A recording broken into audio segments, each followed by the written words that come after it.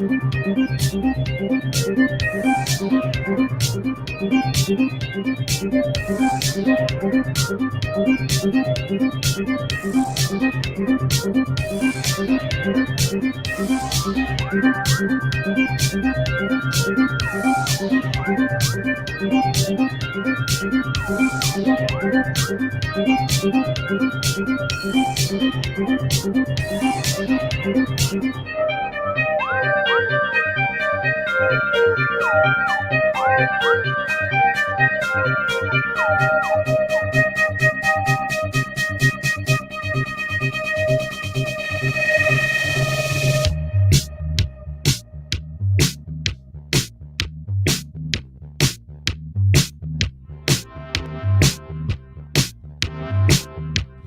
going on, everybody? It's Fandom Empire Now. One more sleep until it's October. 2 weeks to today. You know, I never thought about it this way, Mike. When we all get on here, and I think you and Matt are supposed to do something. I don't know if that's still happening or not. Yep. Thing up here in Canada, and then we're all going to have a late night fucking spoiler review of this thing. It's 2 weeks from today, which is kind of crazy. We're at that point. Halloween Kills is 2 weeks from today. We got so much to talk about.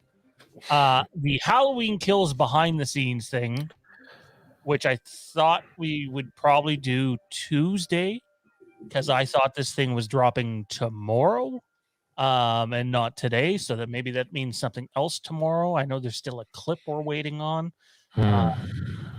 We're talking Midnight Mass. Mike has a non-spoiler review of the whole limited series, and then we're also going to do a spoiler review of the first 3 episodes.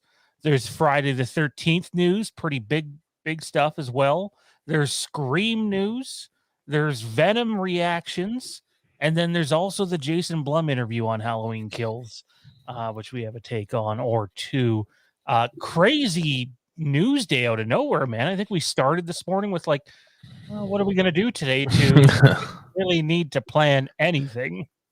Yeah, that's the thing, man. I feel like, especially with the Thursday shows, I feel like there's been times where we've planned and it stuck, and then there's been times where a lot of times actually, I feel for the most part, where we've planned something and we've kind of had to steer off in a different direction or kind of limit the big part of our show of what we were talking about. So yeah, a lot of news dropped today. A lot of news really dropped after 2 p.m. this afternoon. So it's been kind of just rolling in. I know the behind the scenes stuff dropped within the last hour and a half. So that was shocking. I'm with you. I didn't expect to see that until tomorrow, which I guess we're still getting a clip tomorrow, which I'm honestly not excited about. But yeah, man, just crazy day in the news. And, but we kind of expected this, coming into the fall. We knew that we were going to get a lot of news, things that we knew about, things that we didn't know about. And it's just crazy, man. And things are going to keep getting, to be honest with you. Super chat in already from Anthony Laundry. Have you had a chance to secure advance/press screening tickets yet? I'll be attending the Boston screening. I haven't let anybody know this yet, but in fact, I could have seen the movie October 12th in Toronto. And I have declined to do so simply because if Tommy B's coming all the way from Baltimore, then that's where I should be seeing the movie for the first time.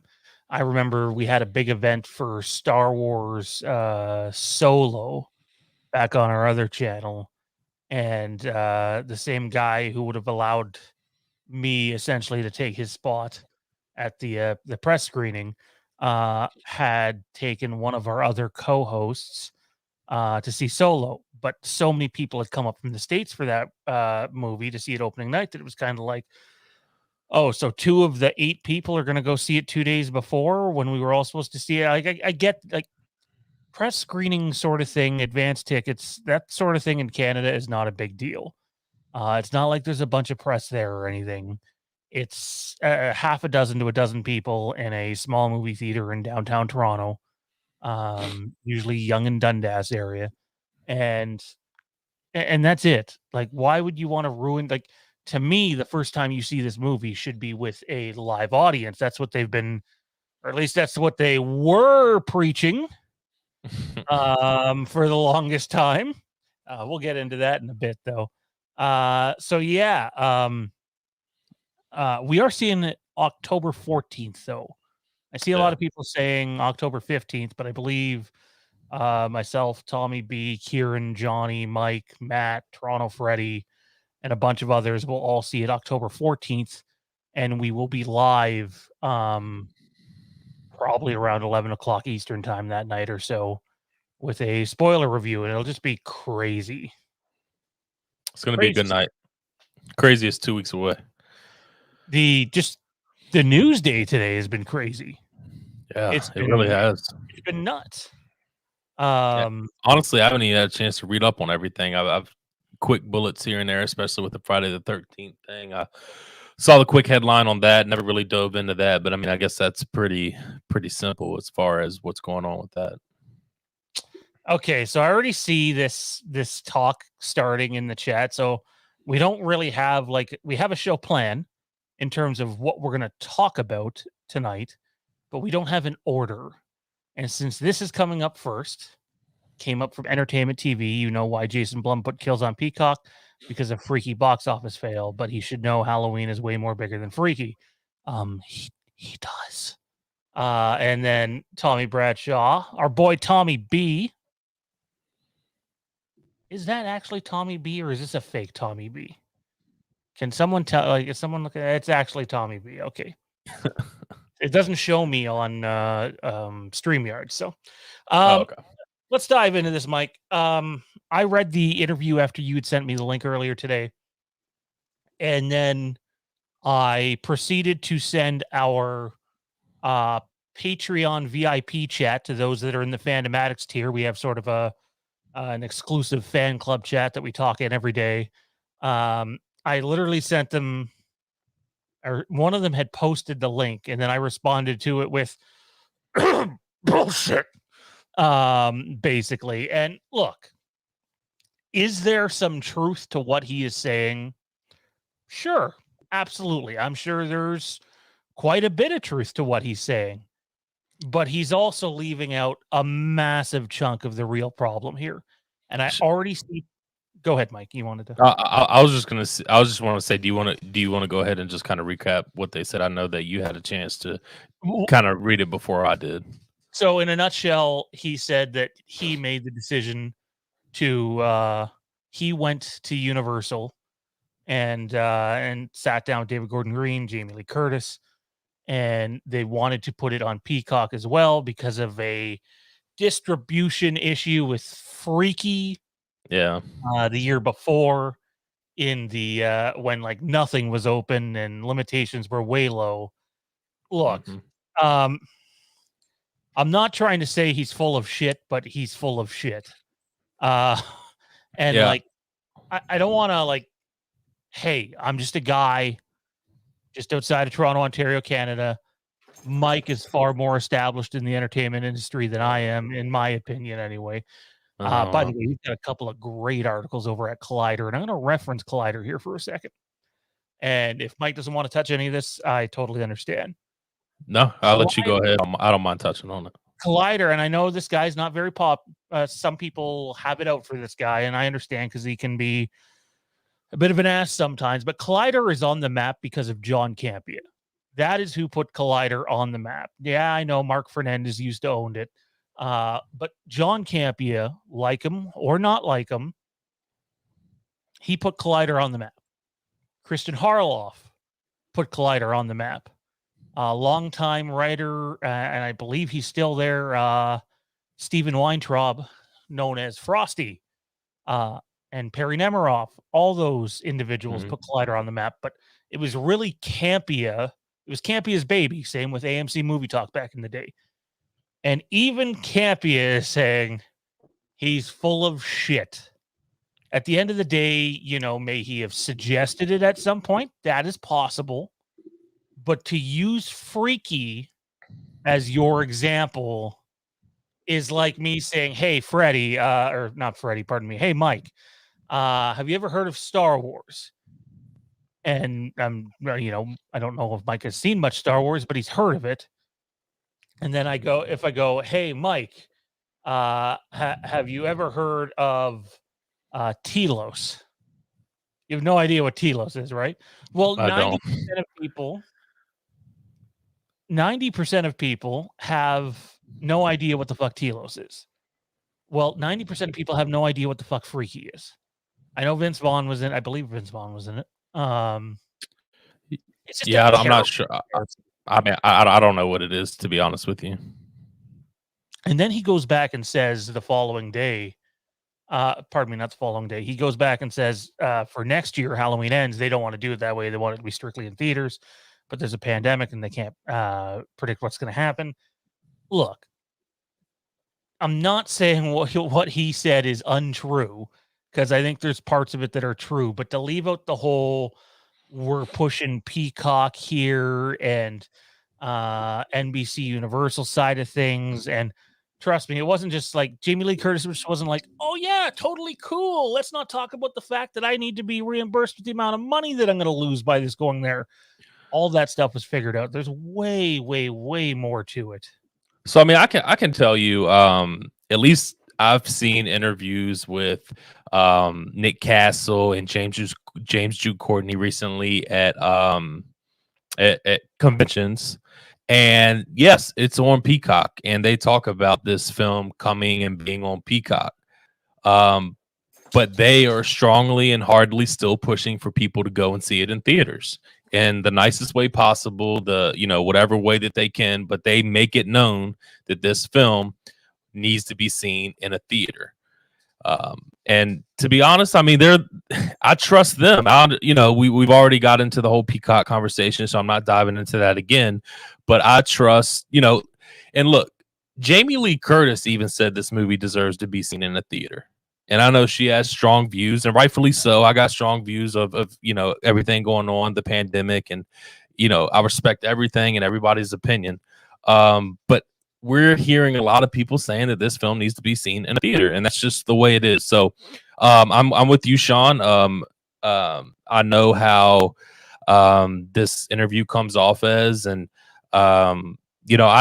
Haley Fouch, the one who wrote the article for Collider, she's my editor. So we've had conversations. I've had conversations with her today about it. And, there's opinions all around the board, but the mass majority of the people that I talk to, even just fans straight up, bullshit. It's very easy to call bullshit on this one. The incredible thing is how many naive people are out there and will go, well, he's Jason Blum. He wouldn't lie. An executive doesn't lie. A movie executive doesn't lie to the press. Like, are you kidding me? They lie to the press all the time, and sometimes, contractually speaking, they have to. Look, at the end of the day, it is what it is. There was no need to give a reason for it. Peacock has, I think it's 54 million subscribers. And the big secret is, though, only 5 million of those are paid for. The rest are not. They're the free service. So they're pushing their service. And you're going to notice after Halloween Kills 2, over the next calendar year, some exclusive stuff going over to Peacock. And there's more Halloween talk with Peacock going forward that we covered over on Patreon and we'll be covering going forward as well. So the idea that this is like, oh, well, this is a one-off. It's I have a really hard time reading that article and not just being like, again, and this is nothing towards the person who wrote it at all, just Jason Blum's side on it and just being like, it's just a bad look. It's a real bad look because now you're changing your message to the fans that you, like Mike had said earlier about seeing it in theaters. And look, there is a pandemic and everybody has a different opinion on it, and we're not going to get into all that. At the end of the day, just see the movie, enjoy it. Who cares what anybody says at this point? Exactly. You've seen fit. Who cares if I think the marketing has been too spoilery? Go fucking watch the movie and enjoy it. You're going to have 52 million different opinions out there. Who cares? Just go out there, enjoy the movie, and experience it. You've waited a long time for this movie. Think about it this way. We're almost 3 years to the point where you would have seen Halloween 2018 for the first time. It's over 3 years now for me. And just enjoy it. Enjoy the experience.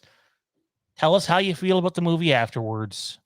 Don't get caught up in all the mumbo jumbo. I just think the comparison between Halloween and Freaky is just that was piss poor on Jason Blum's part. Whether he was asked about why the decision was to go to Peacock or whatever to do it, one, the fact that he said it was his whole entire idea at first, that's just not true. I'll just go ahead and say that. Like, there's just no way that it was his entire idea. He might have had a suggestion. He might have brought it to the table or whatever. It doesn't matter. Either way, like Sean said, enjoy the film whichever way that you want to, whichever way that you should. The actors, no matter which one are doing these interviews, yes, they talk about Peacock, but most of them say this movie deserves to be seen in a theater, and I get it, and I know why. So, look, I just thought the comparison out of this whole entire article for the reasoning and the comparison between Halloween and Freaky is just piss poor. I can go up to some of my friends that aren't big into the Halloween franchise and probably honestly have never seen a Halloween movie, and I ask them, "Do you know what Halloween is?" They'll tell me yes. Doesn't mean that they know all about it or know, what these movies entail or entitled, but they know what Halloween is and they know who Michael Myers is. Comparing a storied franchise for good and bad reasons to some one-off movie with Vince Vaughn, a movie that made 15 million worldwide. And by the way, at a way different time during the pandemic. Exactly. I Is think I think opening weekend made 3.7, but like you said, totally different time. I mean, everything was literally shut down, like literally everything, and that was right when things just started to barely open back up. it is what it is at the end of the day. It's a bad look in my opinion, and comments that just really didn't need to be made. Yeah. And yeah. Anyways, there's a lot of other shit to talk about. We are gonna come back to Halloween Kills. We're gonna bookend it. We'll start with Halloween Kills, and we'll end with Halloween Kills, the behind the scenes thing that's out there right now. We have it posted on the Fandom Empire Den. You can check it out there. Or if you just type in Halloween Kills behind the scenes on YouTube, it should be the first or second thing that pops up. So we'll come to that at the end, Mike. Let's move on to Scream. You heard some stuff about Scream. I know it's basically all over the internet now, but when you had messaged us, it was not all over the internet. Yeah, so I just heard that so we all know that the 25th this year is the 25th anniversary of Scream. We all know that the new movie is coming out or is set to come out in January of 2022. I heard that there is a showing of the 25th anniversary sometime in October. I want to say October 25th, if I believe correctly, in the UK, of a special screening of the original Scream, and attached to that showing is going to be the trailer. Now, I don't know if that's when they're going to debut it, but I do know that it's going to be shown there. We might get it early. It might be attached with Halloween Kills, but I would put a great amount of money that we'll see a little something, whether it's a full-size trailer or a teaser this month. Well, starting tomorrow in October. We'll see it in October. So I don't think you're going to have to wait long, Sean, to see this. So I'm not the biggest Scream fan, and I do know we have the biggest Scream fan in the chat, Frank Riker, who just broke my heart and let me know my Jays are now getting their head kicked in. When I left, they were not. That's unfortunate. Anyways, I really, really like what they're doing with the marketing for this film. It's very subtle. It's little bits at a time. The movie's like 3.5 months away. You have oh my God, what's the actor's name who plays Dewey? I can't fucking think of it. David Arquette. David Arquette, yes. Mr. WCW. Yeah. What a hell of a movie. I don't care what nobody says. That is my fucking movie, damn it. King me, baby. King me. It's something. It's something. I loved the little bit there that they're doing with that. Just I get it. It's really early stages for that, but you got to remember, think about where we were when Halloween Kills was 3.5 months away Yeah. to where we are with Scream. And the slow burn of Scream, in my opinion, is being marked. And again, I love Halloween way more than Scream. I dare I say some of the worst Halloween movies I think are better than most of the Scream movies for me personally. But marketing wise, totally on board with what Scream and I believe it's Paramount they're with now are doing over there. Yeah, so I thought it was. I think I'm a Scream fan. I like the Scream franchise. I think it's very cool what they're doing with the house. I don't know how all that works. I know it's like $5 to stay over. It's something along those lines. It's very cheap to do. David Arquette is staying there. I know if you stay at the house, and we're talking about Stu's house from the original Halloween or the original Scream, which I don't care if it was one of the movies that I really dislike. Just being on site of an iconic site like that overnight at the place it was filmed, watching. I enjoy stuff like that. I'm a big filming locations guy. I love going to see where things were filmed, and the fact that they're doing that. I know the house has been on Airbnb for a while now, for about a year. I want to say actually 2 years now, and I think it's regularly without this promotion. It's $1,000 a night, but it sleeps like 32 people or something crazy like that. So you get like 10 people to split that $100 a night. That's not bad, but it's been on Airbnb for a while. So the fact that they linked up with them and is doing this for the promotion of Scream, I just think it's the coolest thing ever. I don't know any spoilers about Scream. I know there's been talks out there about Stu's house being in the movie. Don't know if that's true or not. I know they shot the actual movie in Wilmington, but I don't know if that house is actually going to be in the movie or not. I just think it's fucking awesome how they're doing that, and it's just great promotion with how they're handling that. Yeah, no, I completely agree. And again, until I see it, I'll reserve judgment.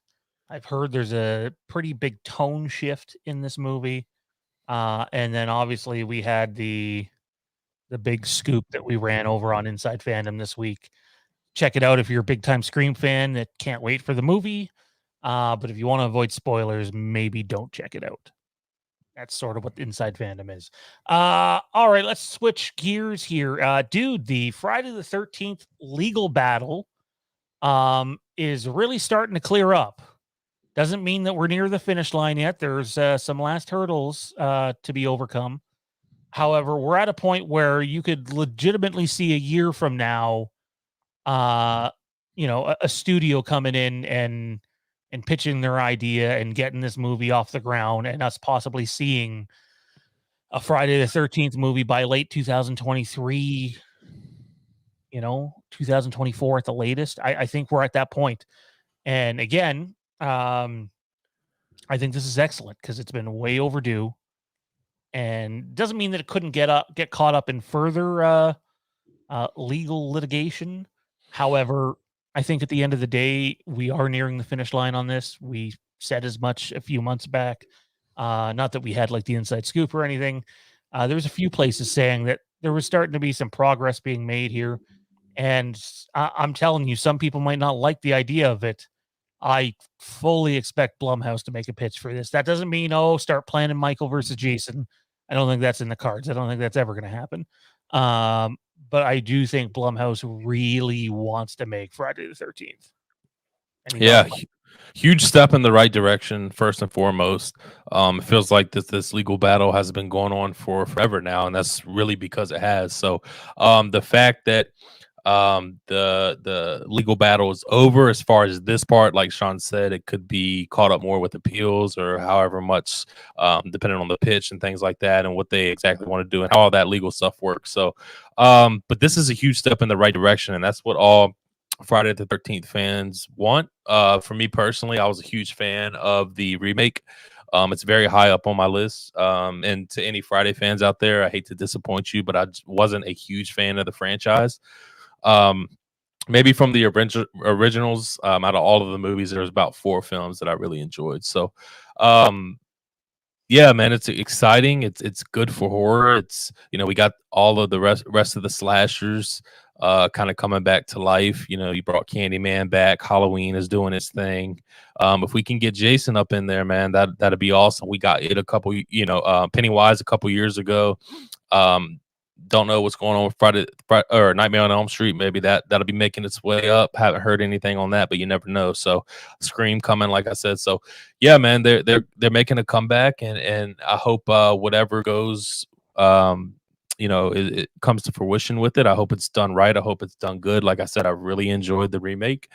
So yeah, I mean, it could be taken in a lot of different directions. So I'm looking forward to seeing what rumors will come out, what we can start to believe, and things like that, and what we see. Just seeing those rumors start to circulate in the near future will be good to have. Gonna shift gears here once again. Toronto Freddy says apparently Venom Let There Be Carnage is a shit show, so the trailers didn't disappoint. I have heard the opposite. The movie is being reviewed much higher than the first Venom movie, which I quite enjoyed, to be honest. I did hear I heard the movie.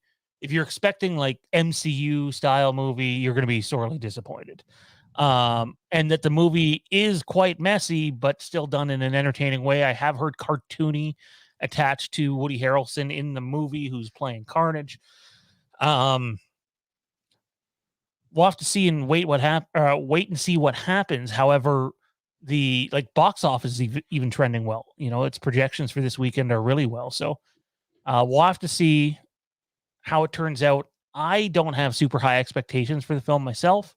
We thought about going and seeing it tonight, but we didn't. I think it'll be more of what's in the first movie, to be honest. I don't think these are supposed to be clean masterpieces. I'll say this, though. If you go and see this movie, stay for the credits. And I'm not talking some small little BS throwaway after credit scene. I'm talking massive, jaw-dropping, you can't miss the scene after the credits because it's arguably more important than the entire movie. And we covered that over on Inside Fandom as well. By the way, you can sign up for the Patreon at patreon.com/Fandom Empire. Feel free to check us out over there. We appreciate all the support everybody gives.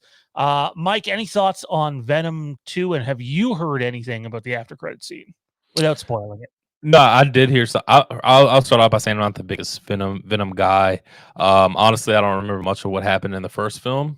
Honestly, wasn't paying attention too much when I saw it. So it's something that I will revisit for sure, because I'm very interested of the positive feedback that I am hearing from the second film. And yeah, I agree with Sean. I did hear about the credits. And I asked a friend of mine who actually knows what that is.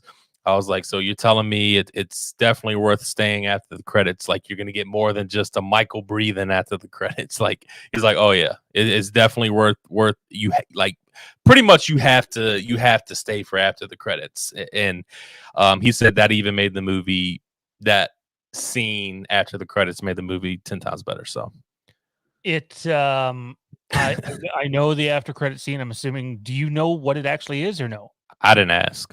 Oh, okay. So, all I'll say is there's major implications.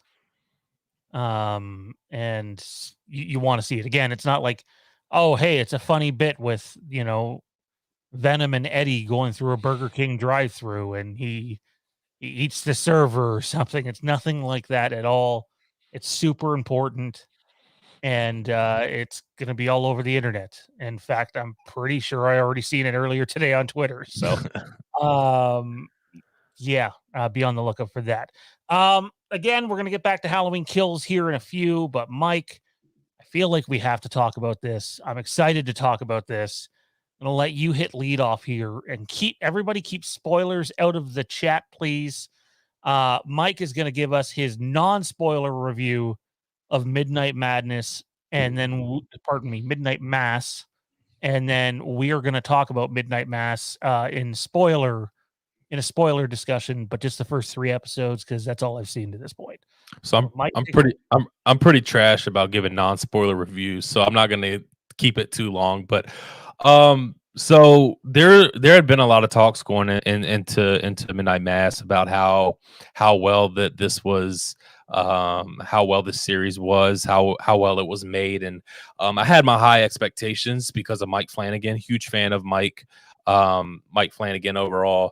um you know, I've talked to, for those who don't know, besides for Collider, I write for Netflix Live. So we did have people, my editors did have early screenings of Midnight Mass. One of them, huge horror fan. Um, and she told me that it was one of the best series that she has seen in a really long time. And I have to back her up on that, because it was hard for me to hit the stop button over this past weekend. It was that good. I'll go with one negative that I have overall. I can nitpick at little things, but I don't like to do that. So I'll go with my one negative overall. I thought that it was a little too slow for me at times. You really have to pay attention. You really have to understand. I know I had a friend of mine that watched it over the weekend as well, and he didn't understand how the ending and like he didn't understand how that went. I understood how it went, but it's one of those series or movies or whatever you want to talk about. But it's one of those where you have to really be deep in thought. It kind of the ending of it kind of reminds me of a Jordan Peele type of vibe to it. It's so deep as far as thinking, and it's such an explanation. There's many explanations out there about how it ends and what Mike Flanagan wanted to portray, and deeper than what you can imagine when you finish it. So a good thing that I suggest is you'll understand if you pay attention how it ends and what Mike is trying to say. But if you go and you Google or you go to Collider or you go anywhere that has where they're explaining the ending, it's one of those that make you sit back and be like, wow, that explanation of how it ends makes it even better. So honestly, I gave it an 8.5 out of 10. I thought it was really, really good.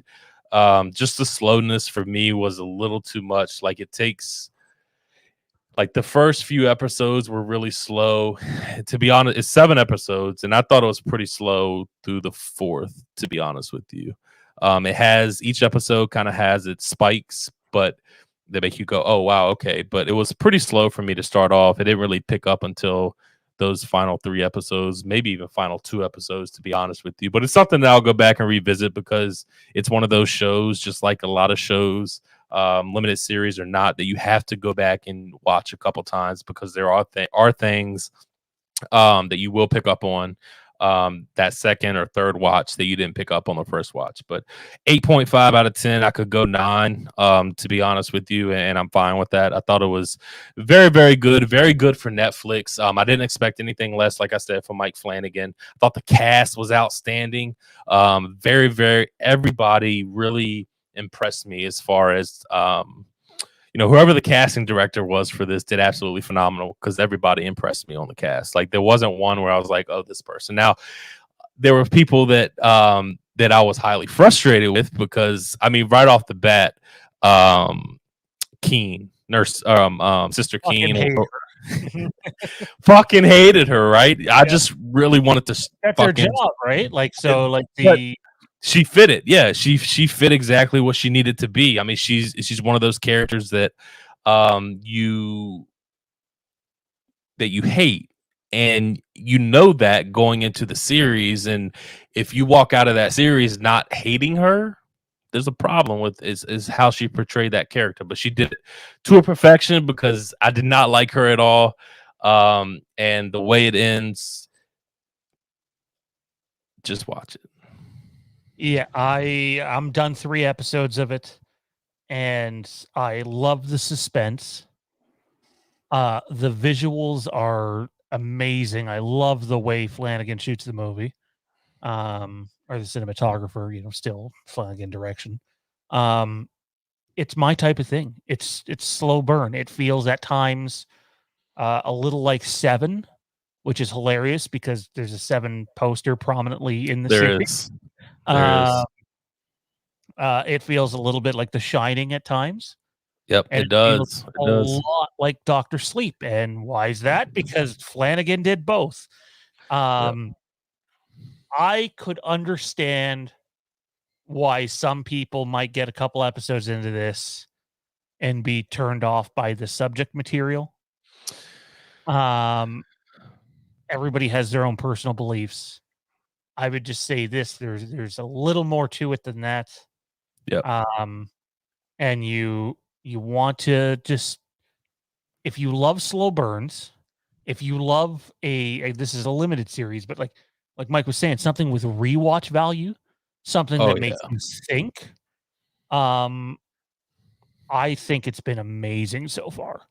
We finally Man, watched the first 3 today, man. I was just like, after I went back to work and came home, I was like, okay, we got to watch the 3rd episode. Like I've thought about this all day. Like I can't not watch it. And if I'm anybody out there, I don't care if it's Nightmare on Elm Street, another Halloween movie, Friday the 13th, even other franchise stuff, maybe not even horror stuff necessarily. Mike Flanagan's got to be at the top of people's want list right now. yeah, because I still don't know, Sean, if even after watching the entire series, I don't know what category to put this in. I know a lot of people want to put it under horror, and I get that. I want to lean a little bit more towards probably the suspense side. Like you said, like The Shining or Doctor Sleep. Like, don't get me wrong, The Shining still fucking scares me and put goosebumps all over my body till this day. But it's just the suspense of it. And I don't know what you want to put this category in. It can fall in either category, suspense or horror. You'd be fine with either one of those. But yeah, I thought it was a great limited series, and I thought Kate Siegel and Zach Gilford were perfect for the lead roles in this. I just thought it was done very well, and like I said, I didn't expect anything less from Flanagan. So I just get worried when things get boosted like this. Like, ever since I saw Halloween 2018, like when things get boosted and put up on such a high pedestal, I try not to get my hopes up too much because I don't want to be let down because of that. So I tried not to do it for this miniseries, but everything I was hearing from my coworkers and co-writers, it was what they said it was. And I thought, or I think Netflix is moving in a great direction when it comes to horror, because I think it's one of the last genres that they're hitting on as far as a streaming service of their own originals. They got good romance movies, good action movies, good comedies. I just think that romance is great, phenomenal documentaries. But I just think the horror and suspense section is one that they're late to, or the last one that they're hitting on. So I'm very excited for the direction that they're going. They got Fear Street down. Love that. Midnight Mass is down. I love that. Can't wait to see what's next. And if they're dragging in people like Mike Flanagan, I can't wait to see what the future holds, because they got a lot of money back for Fear Street. Enough money back where they're making more Fear Streets. I can just let you know that. I don't know when. It's coming though. And they're not going anywhere further with Midnight Mass. Just to let everybody know, this is a limited series. It's stopping here. So they're not going anywhere as far as a season 2 or anything like that as of now. This isn't really fandom related, but from what I heard, like they're already all over Bo Burnham trying to get something else done with him too. So like Netflix is thriving right now. So what Netflix likes to do is they like to sign directors and actors to them. I don't know what the contract entails as far as doing other movies. I know that they can, but I know as far as directors and stuff, I don't know how the contracts work, but they are all over these actors and directors as far as, making sure that they try to create more content with them, because it's been a success. With the Fear Street series and now with Midnight Mass, like I said, and they're going to want to keep this rolling in some way, in one way or another. Brooke Flynn says Mike Flanagan is easily the best director working in horror today. I don't know if I can disagree with that. I love Flanagan. Again, like if we're talking whoever does Halloween next, I would hope that it's him. Doesn't mean it will be. Um, Flanagan said he basically already made his love letter to Halloween. Um, and I think guys like him who love Halloween and Christopher Nolan who love Star Wars as much as they love those things, I think there's hesitancy to do those movies themselves. Um, Yeah, I mean, honestly, for me, I mean, I would be, I don't know, like, um, I don't know, like going into a series or a movie or a franchise that I absolutely love, no matter how confident I was in my work, I would just be afraid of being that. I don't want to be known as that guy to ruin something with the franchise that I love. So I get that. the idea though that they've done Midnight Mass, which I'm just under halfway through, and the Fear Street trilogy all in 1 year is definitely something to hang your hat on. Oh, absolutely. I mean, do you think you're going to finish it by the week, by Sunday? Tough because my oldest guy's down. I think that I don't know. I doubt it. I doubt it. Might have it done by Tuesday, but free time, it's hard to come by these days. Bloody hell. Um, but yeah, no, I'm loving it so far, man. I don't know if I could give it a score yet. Can I also say the cast? The cast makes this believable. And I could be wrong. I think Lonnie Elam is in this series. I think he plays Joe. Yeah, Robert Longstreet. Is that who plays Joe? I I'm don't know. sorry. Say that one more time. You know who Joe is in that series, right? The Oh yeah, guy, yeah. It's yeah, yeah. It's Robert Robert Longstreet. Longstreet. Yeah. Yeah. So he's Lonnie Elam in Halloween Kills. Yep. The cast in this series is really good. Absolutely. I think they hit on everybody, to be honest with you, Sean. And I'm like I said, there wasn't one character where I was like, eh. I've enjoyed it thoroughly and can't wait to finish. I'm frustrated that I'm gonna have to wait a little bit to finish it now. So, all right. I think we've hit on everything other than the Halloween Kills stuff again. So, Yep. if we make our way back to Halloween Kills, oh, sorry, no, there is one more thing to talk about before then. Uh, the J Man is in the house. He's going to go see Halloween Kills with us as well. Flanagan is the greatest horror mind of this time. He's up there, man. He's up there, and I know something else. Jay has a big time love for is Rocky, and Rocky 4, the director's cut, is finally coming. Oh yeah. Getting a theatrical and physical release. Are you excited for this, Mike? And if so, why? Hell yeah, I'm excited for it. It's one of my favorite Rocky movies. Yeah, I think it is my favorite one, to be honest with you. Mine. Yeah.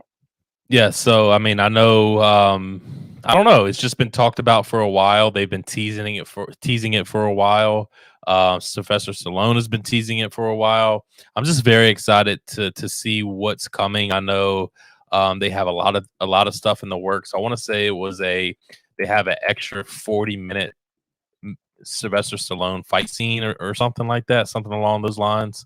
So like I said, yeah, I'm very excited for it because it's finally happening. It's one of those things that they have boosted up for a while. So we'll see. But I'm very hyped for it. No, absolutely. All right. I'm sorry. I'm excited for it too. I'm trying to queue up some Halloween Kill stuff here. I'm excited for it too. At the same time, it's kind of like, I mean, it's a really old movie. How much could he have really done with it? We know the one thing he's removed from it. Um, but yeah, I don't know. I love Rocky 4. So in that way, I'm looking forward to it.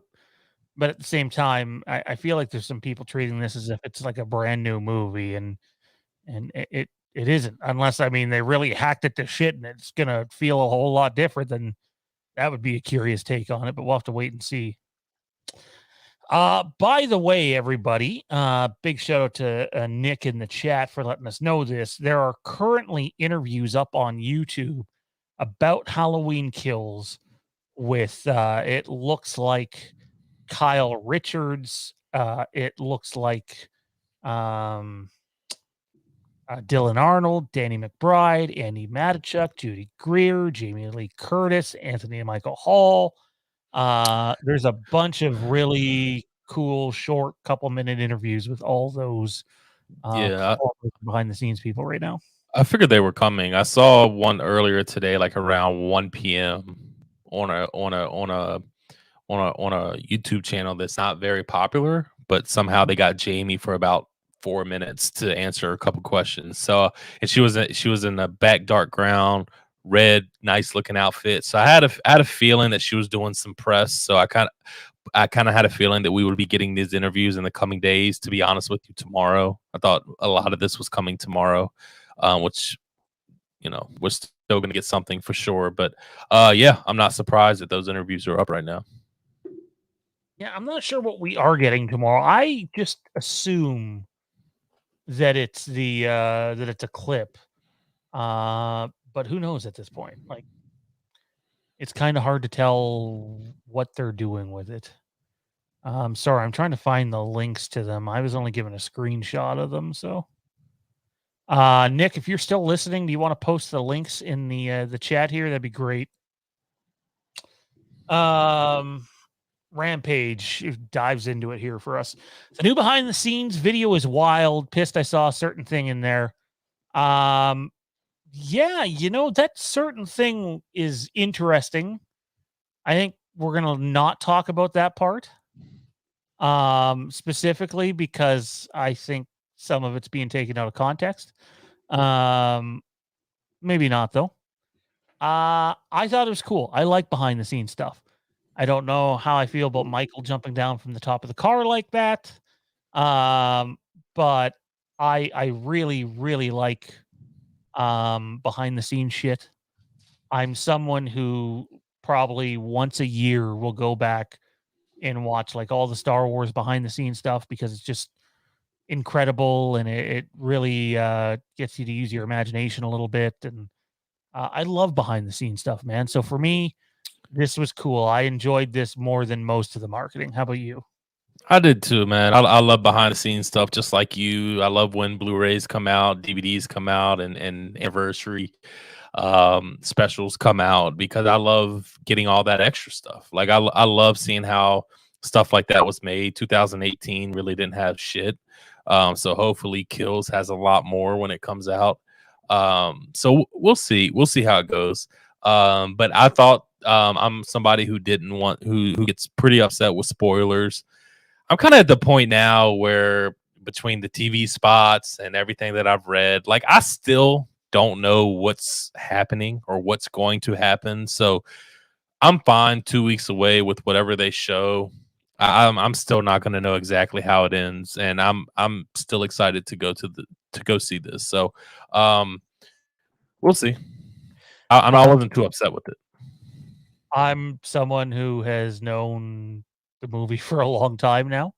And yet I'm still incredibly excited to go see how it all unfolds on the big screen. And I encourage everybody else to go check it out as well.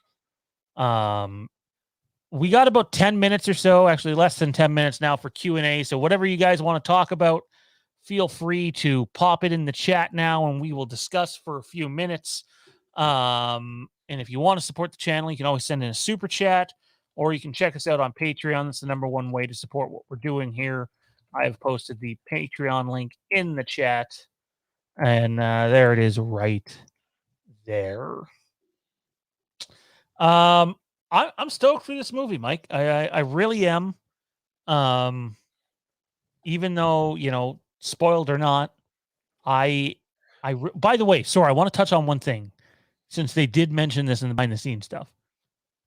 For like 2 years now, we've been saying Tommy Doyle is incredibly fucking important to this movie. Like very important. And I noticed a lot of people noticed he wasn't in a whole lot of the actual trailers. We've seen him a bit more in the TV spots, but he wasn't in the trailers. And it had everybody panicking that, maybe he's not as integral to the movie as we once thought. Clearly not the case. Clearly very important. And I really, really can't wait to see his stuff on screen. I think it's going to be an absolute joy to watch. Yeah, I agree, man. I'm kind of glad they haven't showed too much with him. Um, by the way, have you watched *Malignant* yet? I have not. We got ready to start it a couple weekends ago and never could I finish it. I'm probably gonna do that this weekend. I've heard people talk about it, and I saw Stephen King tweeted a couple hours ago that he thought it was brilliant, and I really respect him a lot. So I'm probably gonna have to check that out. I don't know if anybody's in the chat has seen it, if they got any non-spoiler opinions on it, if they thought it was good, if they didn't like it. But I hear a lot of good things about it. So Yeah, I've heard nothing but amazing things about it actually. And then it and Midnight Mass dropping so close to one another yeah, has a lot of people extremely excited. Apparently Terrence is still here, by the way. Big shout out to Terrence. what's up, man? We had Terrence. We showed this off on Fandom Empire Live. If you missed it this Tuesday, it was Kieran's birthday, and we posted this photo with Kieran and all of his best friends. Yeah. Then Rick and Morty, Michael Myers from Halloween 5, the Leprechaun, Terrence, and of course Hayden Christensen. They're all smoking some big time fatties too. I'm jealous. Very, very jealous. All right, let's see what people are saying in the chat. Brooks says, I really liked *Malignant*. The third act is bonkers and hilarious. I have heard that the third act is just like insanity. I don't know anything about the movie, but I have heard the exact same thing about the third act, and then it's just crazy. Nice. Jesse says he liked it. Rampage says, Mike, *Malignant* is absolutely insane. Not at all what you think it would be. Watch it for sure. I think you'll dig it. Appreciate that, Rampage. A longtime supporter of the channel, Anthony Stanfield. It was different, amazing different. I like that, man. It sounds like you're being enticed to go watch this movie. Me too. Nick says, don't ask for the trailer. Bug the hell out of the producers and director for a trailer, and then say the advertisements are spoiling the whole movie. I like Nick a lot, but I completely disagree with this take. I think there are good ways to market a movie and not so great ways to market a movie. In terms of marketing for like the everyday moviegoer, they're doing a good thing. They're doing a great thing because most of them, don't really see the connective tissue in a trailer. But for us diehards, they already have our money. And I did see Nick say that in the chat. But I still think you can market a movie without showing as much as these guys have shown.